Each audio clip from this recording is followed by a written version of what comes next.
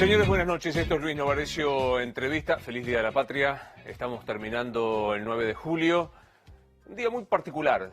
En un día que debería ser de indiscutida unidad. Hoy sí, hay que decir Feliz Día de la Patria. Hoy es el día que en 1816, en Tucumán, los diputados de todas las provincias decidieron declarar independencia de España y de toda otra dominación extranjera. Dato muy interesante. Antes de decirles que voy a recibir y vamos a hablar de algo que no tiene que ver con la celebración argentina, porque está con nosotros y vamos a charlar largamente con Sebastián Marroquín. Pensaba, ¿qué sentirá cuando uno dice Sebastián o Juan Pablo? Porque es el hijo de Pablo Escobar Gaviria.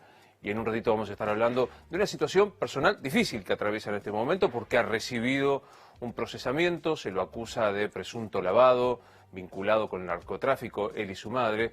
Me parece que es muy interesante escuchar la historia de vida de una persona muy joven que se instaló en la Argentina y que intenta rearmar una vida propia sin el bullying, como él mismo suele decir, de su apellido.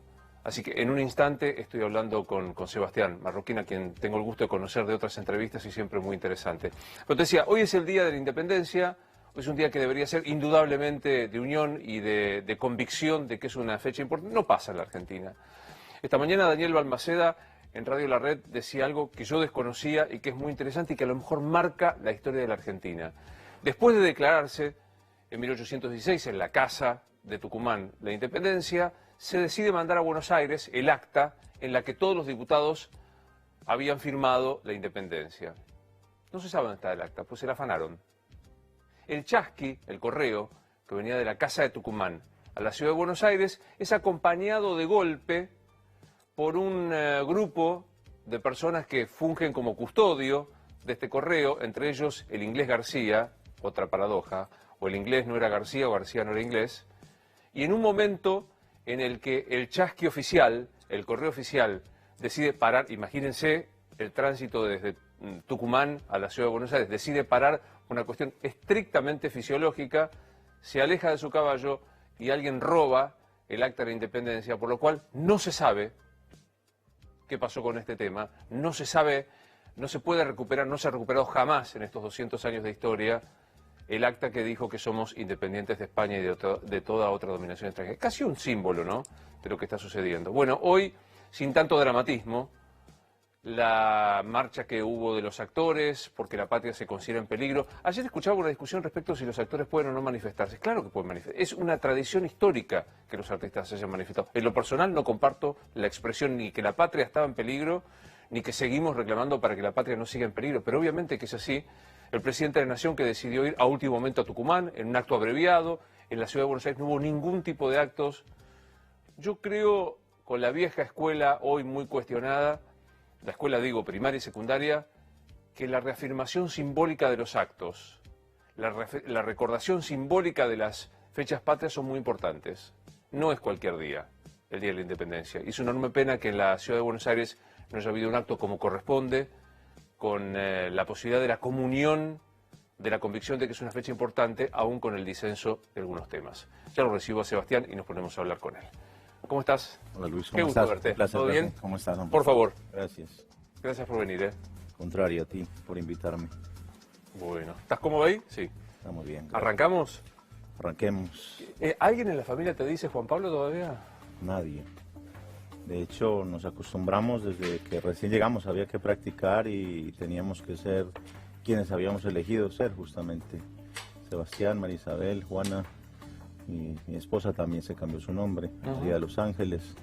Y mi madre me dice hoy Sebas. Te dice Sebas. Sebas. ¿Hasta cuándo fuiste Juan Pablo Escobar?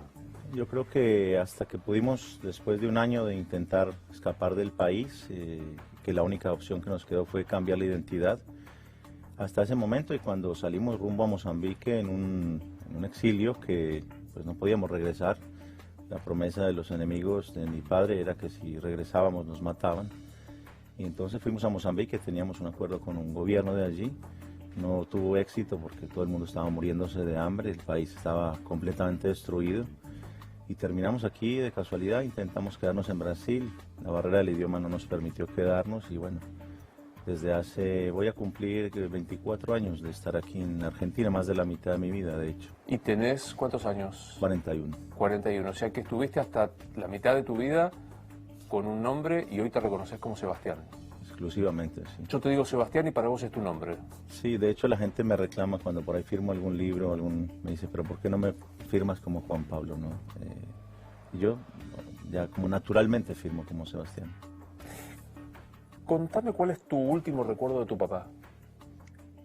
Sin duda que fue la última llamada, ¿no? Ese momento en el que él persistía en llamar a un hotel violando su regla de oro, ¿no? De querer comunicarse con nosotros, pero yo entendía que era su intención de suicidarse, ¿no? De dejarse encontrar para que su familia pues fuera liberada finalmente, ¿no? Esa fue la última llamada. ¿Y Sí. podés reconstruirla completamente esa llamada? Estábamos contestando una entrevista para una revista muy prestigiosa, la revista Semana, y él, pues yo me cansé de colgarle, me cansé de decirle que no llamara más porque sabía que su vida estaba en peligro. Sin embargo, pues él persistió y hasta que fue encontrado, ¿no? Por las dudas a teléfonos fijos, ¿no? O sea que esto era un rastreo sencillísimo. En ese caso, el teléfono fijo era en nuestro hotel y él tenía un móvil que en aquella época pues eran muy grandes, ¿no? Claro, claro, totalmente. La triangulación no era tan exacta como lo es hoy con los teléfonos. ¿Te acordás exactamente del tono de la voz de tu padre? Me acuerdo un hombre que cada que se iba a cumplir el minuto colgaba, se sentía diferente al papá que yo había conocido, mucho más seguro, se sentía otra persona, ¿no? Desesperado quizá, ansioso. No me había hecho esa pregunta, cuál era el tono que tenía mi padre en ese momento, ¿no? Quizá era una persona a la que yo no estaba acostumbrado a escuchar en esa desesperación, ¿no? Porque era el último momento, de alguna forma él entendió que nosotros ya pasamos a ser rehenes casi que del Estado y que hasta que él no apareciera muerto, pues no nos iban a soltar tampoco. Claro. Y probablemente vos estás convencido, y te he leído en tus libros y te he leído en tus reportajes, que él hacía esto para liberarlos a ustedes. Yo creo que él entendió que una vez que intentamos ingresar a Alemania y fuimos expulsados y el mundo entero nos cerró las puertas porque pedimos ayuda hasta el Vaticano, Naciones Unidas, Cruz Roja Internacional, nadie nos quería recibir. Y cuando él entiende que de alguna forma sus acciones llevan a su familia, a sus seres más queridos a ese límite, pues elige quitarse la vida para darnos vía libre a nosotros, ¿no? ¿Cuál es me decías, este fue el último contacto telefónico? ¿Y cuándo fue la última vez que lo viste a Pablo Escobar Gaviria? 3 meses antes aproximadamente de ese llamado. Estábamos escondidos con él durante un tiempo posterior a la fuga de la cárcel de la Catedral. Desde ese entonces convivimos mucho tiempo juntos porque todo su poder había caído estrepitosamente y él mismo nos dijo, la única forma que yo tengo de cuidarlos es que se queden conmigo. Ya no tengo ni siquiera a quien pedirles que los cuiden. Vos tenías aproximadamente 16 años cuando 16 muere mi años. padre. Sí. 16 años. Es imposible que uno pueda quitar el recuerdo de su sangre, pero en el caso tuyo es probablemente una sangre muy discutida, muy comentada, muy hablada por cientos de miles de personas. ¿Estás orgulloso de ser el hijo de Pablo Escobar Gaviria? No, yo no estoy orgulloso de ser el hijo del criminal, estoy orgulloso de ser el hijo de ese papá que me crió con amor y que lo conocí de una manera muy diferente a como lo conoce hoy el mundo. Nunca he negado esa gran violencia, ese legado triste de mi padre, de terrorismo, de secuestros, de extorsiones, de someter a todo un país bajo su propia violencia, pero otro era el padre que yo conocí dentro del hogar.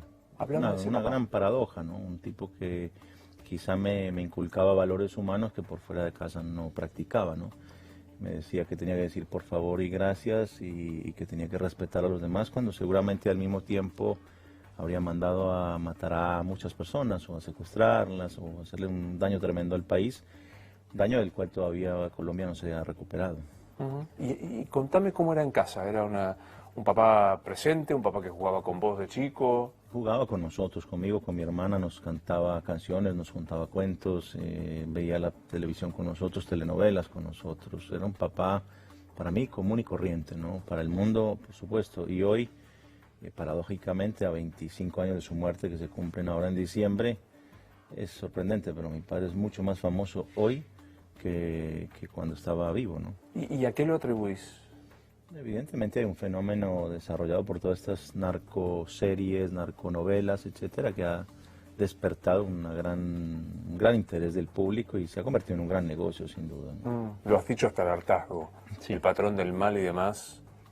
Sí, de hecho, pues en mi último libro dediqué un capítulo exclusivamente a lo que yo pienso de esas producciones, ¿no? Que para mí el legado es triste. Yo quizá puedo percibir, miles de jóvenes me escriben diciéndome, vi tal serie y ahora quiero ser como tu papá. O me mandan fotos de su espalda, puedo mostrar fotos del 80% ocupa la espalda de la imagen de mi padre, ¿no? Como que creen que es un héroe, creen que es un ídolo, y yo no me he cansado de decirles que están equivocados, que mi padre, yo lo puedo querer como papá, pero de ninguna manera me atrevería a repetir su historia en lo más mínimo. De hecho, me dedico a dar conferencias justamente para invitar a la juventud a que de ninguna manera se atrevan a repetir la historia de Pablo Escobar. Es muy interesante porque algunos creen que es el Robin Hood de Latinoamérica, el que hacía esto para beneficiar a los pobres. No, mira, yo entiendo que mi padre ayudó a muchas personas, pero con un dinero cargado de sangre, cargado de violencia. Entonces, ahí queda diluida toda esa ayuda, evidentemente. Quizá tuvo la intención de ayudar a muchos pobres y yo veía que lo hacía feliz. Ayudar, él me llevaba a darle regalos a los pobres desde muy pequeño. Tomaba sus helicópteros y iba lleno de regalos a los lugares donde no habían carreteras, donde habían poblaciones completamente aisladas. Y no era que me obligaba, pero me decía que yo tenía que darles estos regalos a estos niños para que yo pudiera interactuar con ellos, conocer un poco qué tanta miseria estaban sufriendo. Pero al mismo tiempo, pues todo esto de dinero venía de una actividad ilegal que de ninguna manera iba a limpiarse porque se estaba ayudando a las personas más pobres con ello, ¿no? ¿Y qué pasaba por tu cabeza cuando te subía al helicóptero y te llevaba con los regalos a dárselo a estos chicos pobres? Nunca, era siempre una sorpresa, ¿no? ¿Dónde ibas a parar? Eran comunidades indígenas o otras comunidades muy pobres.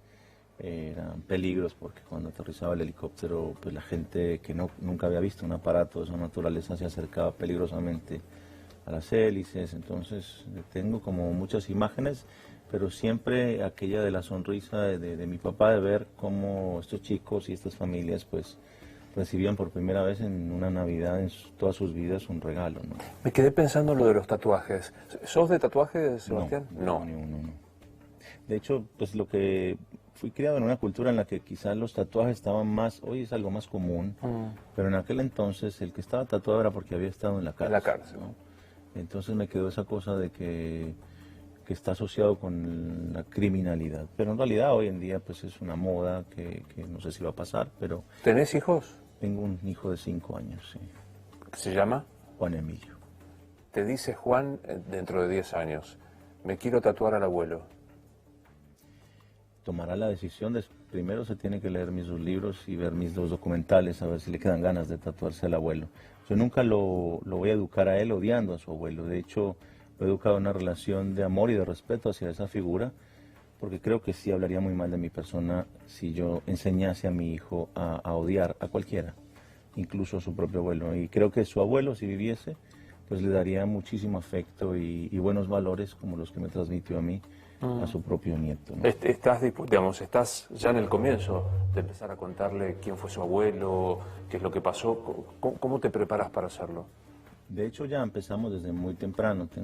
Por ahí conservo un video donde le pregunto dónde está el abuelo Pablo y él se levanta, tiene 2 años en ese momento, y se levanta y agarra un portarretrato en el que yo conservo pues una imagen de mi papá y se acerca a darle un beso, ¿no? Esa es su respuesta. Y creo que es mi responsabilidad como papá darle a él toda la información necesaria sobre su abuelo, lo bueno y lo malo, por igual. Y es él quien va a determinar, y yo quien haré todos los esfuerzos necesarios como padre para educarlo con los valores suficientes para que él pueda elegir un camino, por supuesto, pues diametralmente alejado de esa realidad que generó su abuelo. Sebastián, uno tiende a pensar que su papá es un héroe en algún momento. Después se dedica a combatir a su héroe en el momento de la adolescencia y demás. ¿Hay algún aspecto heroico de tu padre? Yo no lo no lo creo. Hoy que puedo mirarlo con la distancia, quizá para el niño que era en ese momento, como bien lo dices tú, tu papá es tu héroe cuando eres un pequeño. Pero yo incluso estoy recordando discursos de mi propio padre el día que se entrega a la catedral, dedica su entrega a su hijo pacifista de 14 años. Y esto no es un título que él me regala, sino que me lo gano a punta de discusiones muy airadas, muy respetuosas, pero muy airadas con él por esa violencia que generaba y en la cual pues yo nunca estuve de acuerdo, porque también al ser su talón de Aquiles siempre venía esa violencia de regreso contra mi persona, ¿no? Una vez que sus enemigos entendieron que era su familia lo único que le dolía, directamente pasamos Así nosotros claro. a recibir de inmediato. Cualquier piedra que él tiraba, pues venían 2 o 3 contra mí. Y entonces, si hay algo que me pudo hacer bastante consciente de las consecuencias de sus actos, es justamente haber ocupado ese lugar privilegiado desde el afecto en su vida, pero recibir también a cambio esa misma violencia que él generaba por fuera. ¿Cuándo en tu juventud, en tu adolescencia, hace ese clic que vos decís, bueno, mi padre se dedica al narcotráfico? Tenía 7 años y mi padre lamentablemente había tomado la decisión de asesinar al ministro de Justicia, Rodrigo Lara Bonilla, y escapamos por primera vez hacia el exilio en Panamá. Y él me llama y me dice a los días, ¿no? Hijo, quiero decirte algo, soy un bandido y a eso me dedico. Desde entonces no era que me contaba cada operación en la que él estaba involucrado, pero tampoco tenía, digamos, escrúpulos a la hora de sentarse y ver un noticiero, leer un diario y reconocer su responsabilidad en algunos de los actos de los que se decía que era protagonista. Si no soy indiscreto, ¿me contás cómo fue ese momento que te dijo, en qué circunstancias estaban en Panamá? Sí. ¿Cómo fue, en qué lugar que te llamó y te dijo, hijo, soy un bandido? Pasamos de la opulencia, de tenerlo todo en Colombia, entre comillas, a vivir en una casa en la que habían 20 familias, una casa que me acuerdo que la ducha estaba completamente taqueada porque se bañaban tantas personas que no daba abasto, y comíamos todos los días pollo porque era lo único que había cerca para mandar a traer, y era una circunstancia muy adversa frente a las fortunas, a la opulencia que veníamos viviendo, ¿no? Mi padre se ausentaba por días, no sabíamos de él. Estaba yo con mi madre, que estaba embarazada de mi hermana. Esta tenía 8 meses de embarazo aproximadamente, y en esas circunstancias fue que se dieron ese tipo de conversaciones. Y habían varias familias de amigos de mi padre y de socios que se habían refugiado en esa misma casa, ¿no? 7 años. 7 años tenía. ¿Y hoy cómo armaste eso? Porque digo, uno está acostumbrado que incluso un padre pueda contar una tragedia familiar, que te diga te dijo un bandido, no uso la palabra asesino. Un bandido, así se autodescribió. ¿Y cuándo supiste que tu papá había mandado matar a alguien? Evidentemente no puedes tapar el sol con las manos, y era notable que en todos los noticieros se lo acusaba a él de ser el responsable de haber mandado asesinar al ministro por esa pelea que trasciende de la política a lo personal. Y mi padre decide renunciar a la política, y inmediatamente después ocurre el asesinato del ministro. Era imposible no ver que mi madre lloraba, mi abuela lloraba por todo lo que estaba sucediendo. Cuando yo me acerco y veo la noticia de la muerte del ministro, y veo a mi madre llorando por la muerte del hombre que había enfrentado con ferocidad a mi padre y que lo había acusado de ser narco, y con toda razón. Evidentemente, Rodrigo Lara Bonilla estaba diciendo la verdad sobre quién era mi padre. ¿Lograste, la palabra no es lograste, te pusiste en lugar de reprocharle el homicidio a tu padre en algún momento? Digo, después de estos 7 años. Yo, desde que pude tomar a plena conciencia de las acciones violentas de mi padre, le reproché todas y cada una de ellas. Cada que tuve la oportunidad, acuérdate que mi padre, sus 10 últimos años de su vida, vivió en la clandestinidad absoluta, es decir, separado de nosotros. Lo veíamos con cierta regularidad cuando se podía, cuando no había muchos problemas de seguridad, los fines de semana. Y ahí siempre le reprochaba eso. Le decía que no pusiera más bombas, no me parecía correcto que transeúntes y que cualquiera fuera víctima de una bomba. Un día recuerdo que le reproché una bomba que explota en la Plaza de Toros La Macarena. Yo le decía, papá, pudiste matar a tu propia mamá, a la abuela Hermilda, pensando que con eso quizá lo podría conmover, ¿no? Y me respondió con una frialdad que aún hoy se me eriza la piel y me dijo, guerra es guerra y se morirá el que se tenga que morir. Es como que ahí, ¿qué le puedes más decir a tu padre para frenarlo en esa locura, en esa vorágine de la violencia en la que él mismo se había embarcado? Y se quería justificar y se te olvida que la primera bomba que explotó en Colombia fue contra ti, contra tu hermana, contra tu mamá. Yo le decía, sí, papá, pero bueno, a mí que me pongan bombas no me da derecho a salir a ponerle bombas a nadie. Y nos debatíamos en estas discusiones estériles, porque la verdad es que él siempre hizo lo que quiso y nunca le consultó a nadie. Entonces era duro para mí, pues sí me escuchaba, pero de ahí atender mis reclamos. Creo que la única muestra de que algún reclamo atendió, y esto lo aprendí de mi madre, porque fue de quien escuché mayores reclamos hacia mi padre por esta violencia que generó.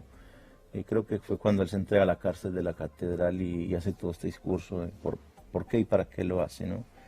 Y creo que ese paso de entregarse a la justicia fue la única vez que de pronto pudo haber escuchado a su familia, y que yo también con ingenuidad creí que él pues iba a entregar, confesaría, se quedaría muchísimos años pagando sus culpas, pero no fue así. Desde que construyó la cárcel, porque la hizo él mismo, ya sabía por dónde se iba a fugar. Entonces fue como un chiste al final, ¿no? Claro. Una broma. Cada vez que te veo, Sebastián, es muy conmovedora tu serenidad, tu tono siempre pacífico, que me imagino que habrás ido encontrando con el paso del tiempo. ¿Nunca tuviste furia física para con tu padre? No física, no, porque es muy difícil enojarte frente a un hombre que te da exclusivamente amor, que nunca le escuchas decir una mala palabra. De hecho, fíjate algo que me ha pasado. Cuando hice mi primer documental, una persona me regala todas las grabaciones telefónicas que durante años la policía le había hecho a mi padre. Y fue la primera vez que escuché a mi padre decir palabras, malas palabras.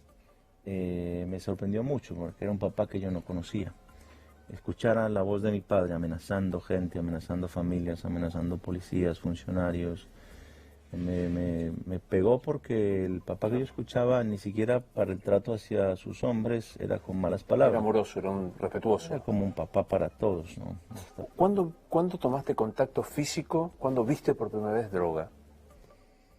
Mi padre me mostró todas las drogas disponibles en la Hacienda Nápoles. Yo tenía unos 8 o 9 años aproximadamente. Y me dio una clase... Que para el que no sepa qué es la Hacienda Nápoles. La Hacienda Nápoles pues, es un lugar de unas 3.000 hectáreas donde mi padre construyó su sueño personal, ¿no?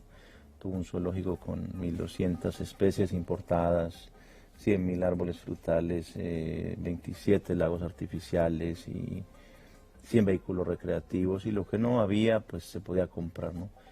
Y él ahí construye todo, hasta un pequeño parque jurásico que se manda a hacer a escala real, dinosaurios, y ese era un poco el patio donde yo jugaba, ¿no? Era ese uno de sus grandes sueños.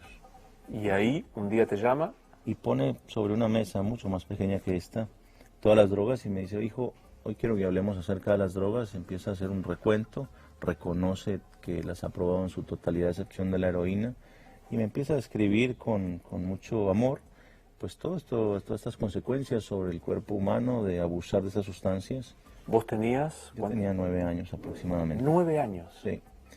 Y me dice, no te dejes, dice una frase que yo siempre se la comparto a quienes me escuchan en mis conferencias: hijo, valiente es aquel que no la prueba. Ese es el auténtico valiente. Cobarde es el que cae en esa tentación de probar. Y me decía mucho que no me dejara persuadir por mis amigos, ni que me dejara tildar de cobarde porque no intentaba probarla.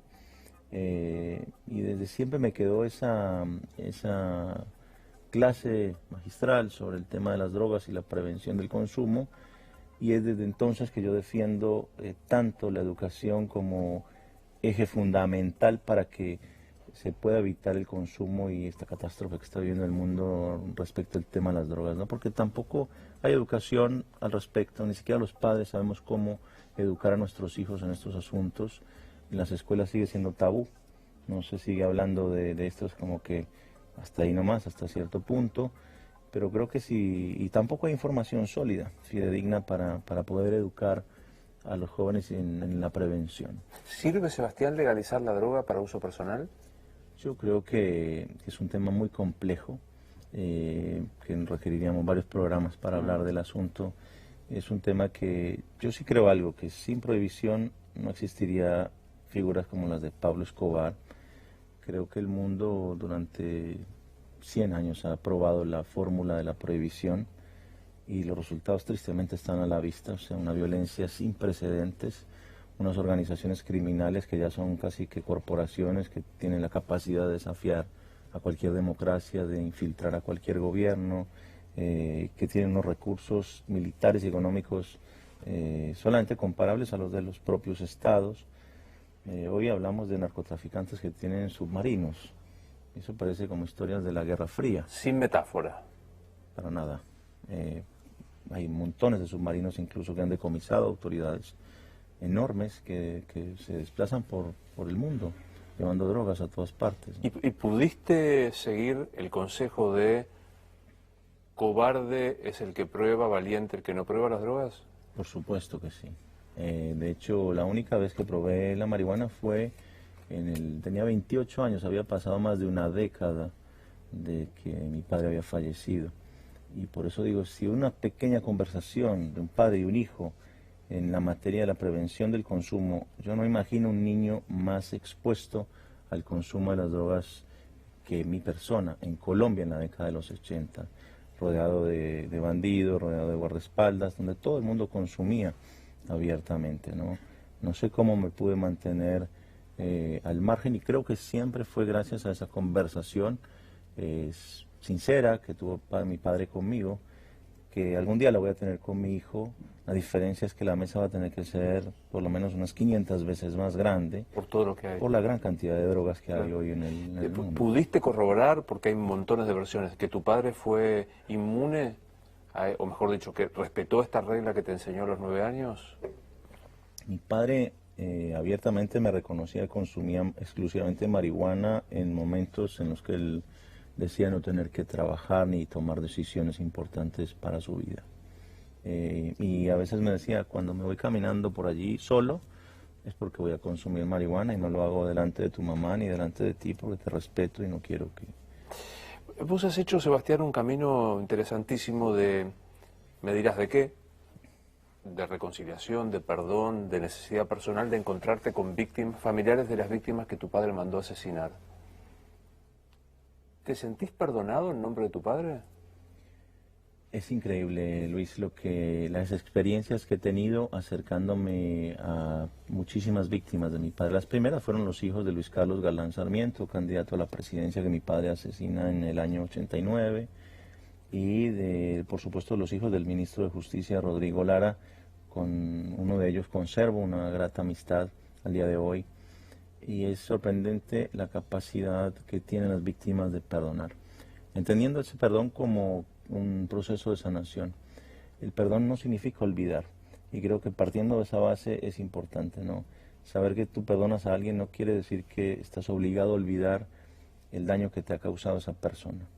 Y yo de alguna manera elegí, porque nadie me lo ha pedido, asumir esa responsabilidad moral por los crímenes que mi padre cometió, para acercarme con el máximo respeto y humildad que pueda uno encontrar para hablarles a estas familias. Pero hago un punto ahí, porque es muy impactante en uno de los capítulos de tu último libro, cuando vos contás de esto, este contacto por carta, por una razón de que vos no puedes ingresar a Estados Unidos, y vos decís, decidí asumir la responsabilidad moral de los asesinatos de tu padre. Así es, porque si no, no vamos a sanar estas heridas, Luis. Si no hay alguien que se apersone en estas situaciones y que pueda decir, sí, mi padre le hizo daño a tu familia, sí, mi padre mató a alguno de tus miembros o lo secuestró o le hizo miles de daños, o te envió al exilio, como muchas de las familias. Hoy nosotros estamos viviendo prácticamente un espejo de lo que mi padre le hizo a muchísimas familias. Mi padre envió a toda la familia Lara, a toda la familia Galán al exilio y a muchas otras. Nosotros estamos viendo exactamente lo mismo. nadie podía volver a su país de origen porque serían asesinados y hoy es casi que nuestro caso, es literal. Vos no podés volver a Colombia. Yo puedo volver, me he sentido tranquilo, he regresado para el último libro, estuve 6 meses en Medellín investigando, haciendo una tarea más periodística, si se quiere decir, y justamente pues no me pasó nada, pero no siento que sea un lugar para uno quedarse todavía. ¿Lo perdonaste a tu viejo? Yo no puedo ser juez de mi padre, Luis. Yo creo que sí lo perdono en el sentido de que lo amo incondicionalmente, pero es Dios el que tiene que juzgarlo a él por cada una de sus acciones. Es difícil ser juez y parte y no podríamos ser juez y parte. Y yo, siendo parte de los afectos de él, yo también soy hoy la persona y el ser humano que él crió, con esos valores, ¿no? Diferentes a los de él. Un amigo psicólogo, que es Gabriel Rolón, que estuvo ahí sentado, dijo allí mismo: los amores incondicionales son enfermos. Ni siquiera por un hijo uno tiene amor incondicional. Porque si un hijo dice, amame y me voy a suicidar, y uno no pone una condición, no te voy a permitir, estás de alguna manera en una relación enferma. Vos dijiste, yo tengo un amor incondicional por mi padre. Fíjate que esto ha ido mutando muy recientemente. Yo estoy ayudando a mi madre a escribir un libro sobre mi papá y yo creía que me las sabía todas sobre mi padre. Creía que lo conocía mejor que nadie porque lo había investigado, porque había crecido a su lado de alguna manera. Y hoy conozco a otro papá también, otro papá que hoy me doy cuenta que también de alguna manera tenía de rehén a mi madre. Y entonces ya esa incondicionalidad en el amor quizá se pone en duda, porque también la veo a ella y veo su historia y veo cómo le tocó crecer en ese mundo de extremo poder de mi padre y de una sociedad machista absoluta, donde la mujer de lo único que se podía ocupar era que los hijos estén bien y la comida esté servida y la ropa en su lugar, ¿no? Entonces, hoy quizás esa incondicionalidad ha cambiado en virtud de que estoy aprendiendo y a reconocer que mi papá pudo ser otra persona, quizá no tan bien idealizada como la tenía yo hasta esta experiencia con mi madre. Acabás, Sebastián, de ser procesado, lo has apelado, has recusado al tribunal por presunto lavado de dinero, dice la justicia argentina, que involucraría unos 2.300.000 dólares provenientes de narcotráfico lavándose en compra de inmuebles aquí en la Argentina. Traté de resumirlo de la mejor manera posible. Bueno, en primer lugar, esa cifra a la que tú haces mención no es una cifra que nos corresponde a nosotros, es una persona que el diario El Espectador, que es uno de los diarios pues, más respetados del país, dice en su edición reciente del mes pasado que este señor durante 3 décadas, Piedrahíta, el señor José Byron Piedrahíta Ceballos, durante 3 décadas aparentó ser uno de los grandes y más prósperos ganaderos del país. Mi madre conoce a este señor en esas condiciones, en un evento que realiza 13 años después de haber salido hacia el exilio desde el país y regresa para buscar inversores para un terreno y un proyecto que yo como arquitecto había desarrollado con el entonces presidente de la Sociedad Central de Arquitectos, el arquitecto Daniel Silverfaden, con quien tuve el privilegio de trabajar, y viajan a Colombia para invitar en un hotel muy importante, a través de desayunos y de unos tés que se sirven, a empresarios de primer nivel. Pues el juez tiene la lista de los asistentes y son personas intachables, supremamente reconocidas en el ámbito nacional e internacional. Y entre todos estos, pues, conocen al señor Piedrahíta, que termina siendo la única persona interesada en venirse a buscar inversiones aquí en el país. Mi madre, como intermediadora inmobiliaria, le presenta a un señor Corvo y cobra una comisión por ese hecho. Así lo reconoce en su declaración ante el juez, así lo reconoce el señor Corvo, y ahí termina toda la relación. La acusación está basada esencialmente en el parentesco. Se dice que nosotros, por ser familiares por ser la viuda y el hijo de, esto es textual, tendríamos que haber sabido el pasado criminal de este señor, que no lo sabía ni la DEA, ni la CIA, ni el FBI, ni los organismos de control de inteligencia del Estado argentino, ni de Colombia, y tampoco los medios de comunicación. Con lo cual, se nos pone una situación en la que si mi padre fuese médico, yo siendo su hijo tendría que conocer a todos los doctores de la ciudad o del país y creo que es una situación muy difícil probar que no sabes algo. La impresión que me da es, con tu relato, es que sentís que a pesar de llamarte marroquín de apellido, el apellido Escobar te sigue. Es increíble. Yo no sé qué más hacer, Luis, para poder tomar distancia de la figura y de la sombra de mi padre. Rodrigo Lara, en el encuentro que tuve con él en el Tigre, aquí en Buenos Aires, me dijo algo que nunca olvidaré. Me dice, nada bueno crece bajo la sombra de un gran árbol. Y se refería a nuestros padres, ¿no? Y yo he tratado de alejarme de esa sombra lo más posible. Me cambié mi identidad. Soy un diseñador industrial, soy un escritor, me convertí en arquitecto. Más de la mitad de mi vida que llevo en la Argentina no he parado de estudiar para querer ser otra persona, para tener otras herramientas en la vida diferentes. Y pareciera como que simplemente un titular de prensa borra todo eso en un segundo. No pasas de ser un buen tipo a un criminal con el diario de mañana, ¿no? Y es triste, para mí es triste porque yo le prometí a mi hijo que nunca heredaría a él un pasado criminal como el que yo sí heredé de mi padre, ¿no?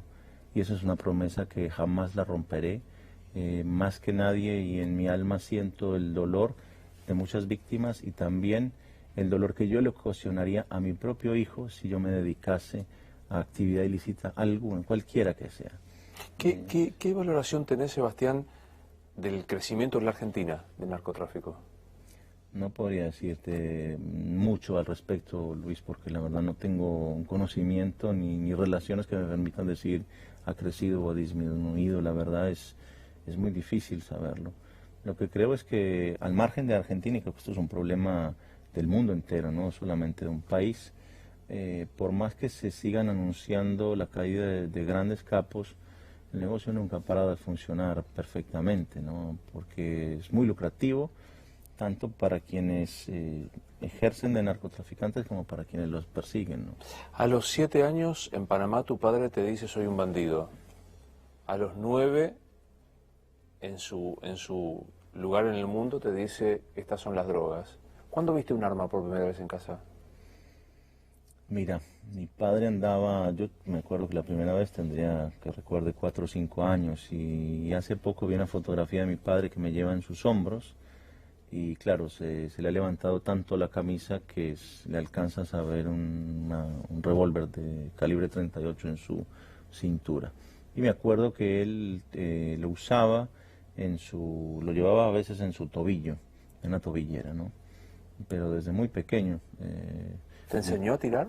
Me enseñó a tirar en la hacienda Nápoles, íbamos a cazar liebres, se consideraba una peste en ese momento porque había una cantidad impresionante y estaba permitida la caza por él, ¿no? Él era el que ponía las condiciones en ese lugar. Sí, es muy impactante porque varias veces en la charla dijiste mi padre había mandado asesinar o mi padre... ¿Qué es un homicida para vos? Yo te digo la palabra homicida y ¿qué te genera? Es un tipo que no le importa el dolor que causa generando un daño a una familia entera, porque no es solamente quitando una vida que no se debe hacer, sino alguien que destruye todo un universo de personas, de afectos, de sentimientos, destruye todo. He visto víctimas, me acuerdo, por ejemplo, en una de mis conferencias conocí a un tipo que sus sobrinos, su mamá viajaba en el avión de Avianca donde murieron 107 personas por una bomba que mi padre manda a poner en ese vuelo, y me pedía en un tono muy respetuoso que hablara con ellos, que ellos no habían podido perdonar esa situación y que todavía estaban a tantos años de haber sucedido ese hecho, aferrados a ese dolor y que no lo habían podido superar. No es solamente el acto de asesinar, sino cuánto tiempo más hacia adelante pueden las familias cargar con ese dolor, con esa tristeza, porque ese ser querido ya no está más con ellos, ¿no? Te escucho hablar de eso y vuelvo a pensar en el amor incondicional que decís tenés por tu padre. ¿A qué te refieres con eso? Te siento una persona sensible frente al dolor. Decís, el que mata destruye, no le importa, y estás hablando de tu padre. Mi padre me dio la vida, o sea, quizá en eso le tengo que tener una gratitud para siempre, porque estoy vivo gracias también a él. Estoy vivo también gracias a los valores humanos que él me inculcó y que por fuera de casa no practicaba. Entonces yo no puedo verlo a través de blancos y negros, ¿no? También tengo que en el medio ver que la persona que yo hoy soy, quizá también se la debo a él y a mi madre, por supuesto, que me inculcó más valores y que estuvo mucho más tiempo cerca de sus hijos que mi ¿Qué papá. sentís cuando en algunas descripciones periodísticas o incluso en la justicia se dice tu madre, la esposa de Pablo Escobar, no es una víctima, era una conocedora y una aprovechadora de esta situación para distintas circunstancias?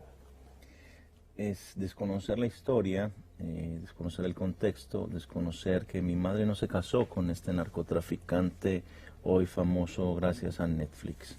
Mi madre se casó con el hijo del vigilante del barrio, un tipo sin futuro, un tipo que no tenía un peso, que no sabía ni en dónde iba a dormir el día siguiente. Mi madre se enamoró perdidamente. Él logró con sus poemas y con los dulces que le regalaba enamorarla desde los 13 años. Él era 11 años mayor que ella. Era un adolescente cuando cayó de alguna manera en la red del amor que él le tendió. Y él fue un hombre incondicional allá en algún punto, pero también ella terminó atrapada en una situación en la que no le quedó otra que correr para defender la vida de sus hijos y nada más. Y siendo una mujer en ese contexto, no te digo hoy, pero en ese contexto de entonces donde había un machismo absoluto, donde la mujer no podía opinar para nada, donde la mujer estaba sometida al rigor del matrimonio, siento que mi madre hizo una gran labor de no ser cómplice de mi padre porque él nunca le involucró a ella en ninguna de sus actividades. Ella al contrario quiso hacer todo lo mejor posible con esas pequeñas libertades que podía tener como mujer al no estar mi padre presente en el hogar. ¿Y qué hacía mi mamá? Nos educaba, nos llevaba a las mejores escuelas o nos hacía hacer los mejores cursos o trataba de llevar una vida de alguna manera alejada de esa realidad violenta.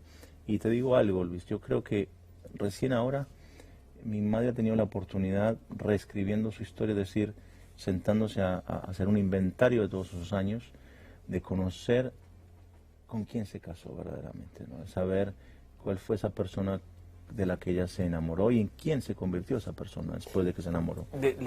Los números, la aritmética no demuestran demasiado, pero por allí son expresivos de alguna otra cosa. ¿Se puede calcular de cuánto fue la fortuna de tu padre? Yo creo que ni él mismo lo sabía. Yo un día le pregunté que cuánto dinero tenía y me dijo, perdí la cuenta. Esa fue su respuesta. Creo que quizá se especula mucho, ¿no? Yo he leído, justamente como he investigado a mi propio padre, te encuentras textos que aseguran, como la revista Forbes, que tenía 3.000 millones de dólares, y de ahí para arriba, ¿no? Hasta 25.000, 30.000, 60.000 millones. Un disparate. Mi padre, la realidad es que no importa lo que haya tenido, yo sí supe cuánto le quedó al final, es decir, porque ya estaba en sus últimas, menos de 10 millones de dólares. Él me lo decía, tengo 10 millones de dólares para resolver estos problemas que tengo, pero se tenía una confianza para generar dinero tremenda, se autodefinía como una máquina para hacer dinero, ¿no? Entonces, ¿y a dónde fueron a parar esos 10 millones?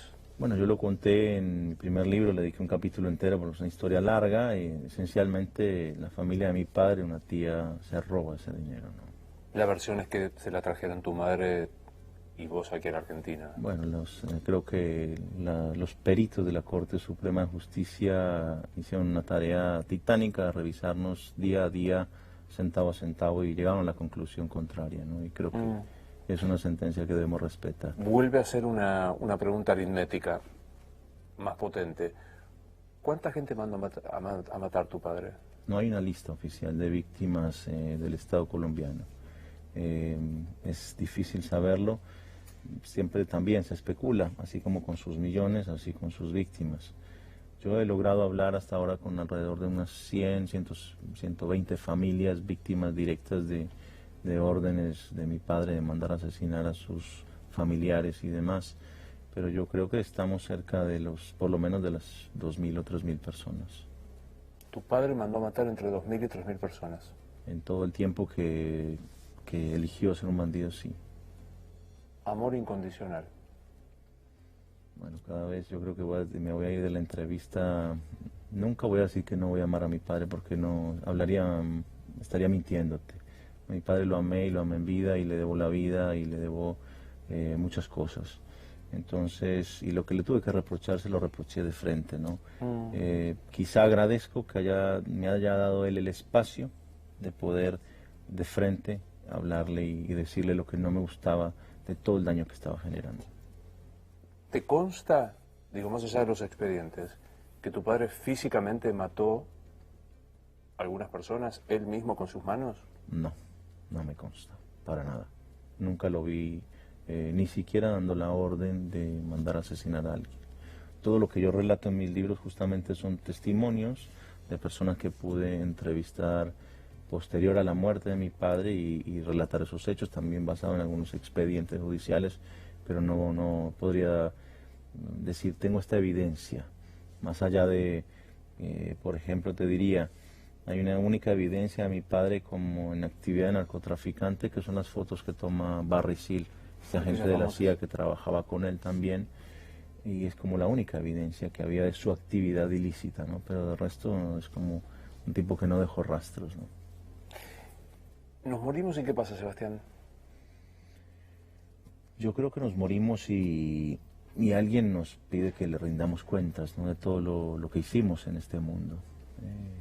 Algunos lo llamarán Dios, otros lo llamarán Alá o el universo, no sé cómo lo llaman, pero creo que rendimos cuentas al final. Y creo que también en esta vida todo lo que hacemos, bueno y malo, regresa, ¿no? En esas mismas proporciones o en mayores proporciones. ¿Pasó eso con tu viejo?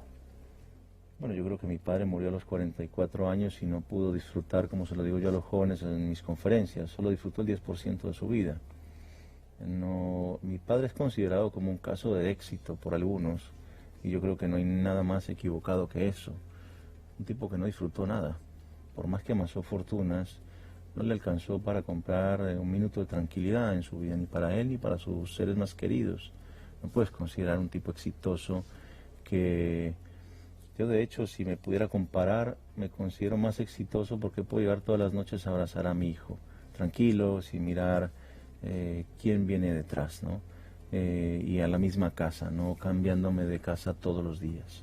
Entonces creo que éxito quizá está subvaluado o está considerado desde un lugar muy diferente, ¿no? No creo que mi padre pueda ser considerado ni un héroe ni un tipo exitoso. Lo dijiste al principio, no es un ejemplo, Pablo Escobar. Para nada.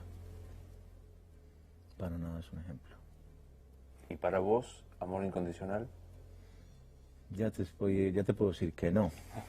Hasta la tercera, ¿no? Sin duda, no. Creo que este amor incondicional tiene que ver con esta cultura en la que nos creamos y que yo me creo una cultura que reza, honrarás padre y madre, ¿no? Y es difícil alejarse a veces de esos preceptos. Se entiende perfecto. ¿Sos católico, sos creyente? Yo creo en el de arriba. De pronto la religión es algo de lo que yo trato de ser más desconfiado a veces porque de pronto está administrada por los hombres, ¿no? ¿Y te encontrás con tu padre en algún momento en esa espiritualidad que vos sostenés? Sí, yo creo que de alguna manera desde el pensamiento, desde el corazón puedes hablarle a los seres que no están, ¿no? A los que no están físicamente, pero creo que por ahí andan, ¿no? ¿Y qué le decís hoy? Que hoy lo cuestiono si de alguna manera todo ese esfuerzo que él hizo por amasar esa gran fortuna, ese gran poder, valió la pena, ¿no? Porque hoy, a casi 25 años de su muerte, es un cuarto de siglo, su familia sigue siendo perseguida y acusada ni siquiera por algo nuestro, sino por lo que él hizo. Los argumentos de algunos funcionarios, no de todos, no puedo generalizar, siempre están basados en las acciones que él realizó en el pasado. Y su esposa, ella estuvo en la cárcel, su hijo también, por cosas que él hizo. Yo la primera vez que estuve en la cárcel tenía 7 años, no por algo que yo hice, por algo que mi papá hizo. Mi hermana peor, tenía 1 año o 2, por lo mismo, ¿no? Y hoy, 25 años después, es como que estamos repitiendo esa historia. Y es por eso de ahí es que viene mi promesa para mi hijo, que nunca heredará pasado criminal alguno y siempre tengo el deseo de llegar y mirarlo a los ojos porque él tiene que saber que su papá eligió ser un arquitecto, eligió ser un diseñador industrial, eligió ser una persona de bien, Así como tú o cualquier persona puede elegir ser el peor ser humano, yo elegí ser un buen ser humano. ¿Hay algo que no te pregunté que te hubiera gustado que te preguntara? No lo sé. Quizá este afán, este dolor que siento hoy por quererme defender de todas estas acusaciones tan manchadas del pasado de mi padre y no de nuestra actitud frente a la vida.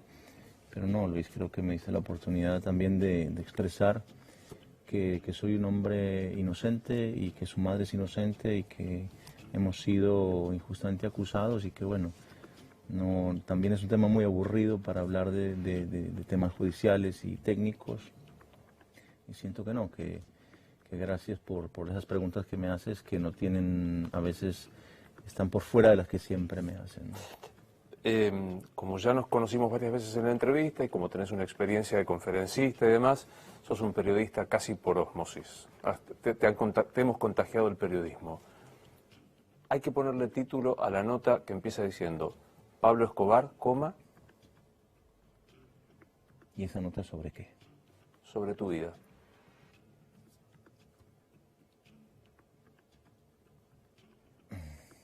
Con sus acciones ha dejado una herencia maldita a su familia por la cual parece que en vida tienen que seguir pagando por ella. Gracias por haber venido. Sí, muchas gracias. Un placer. Gracias. Esto es Luis Novarecio Entrevista. Hasta mañana.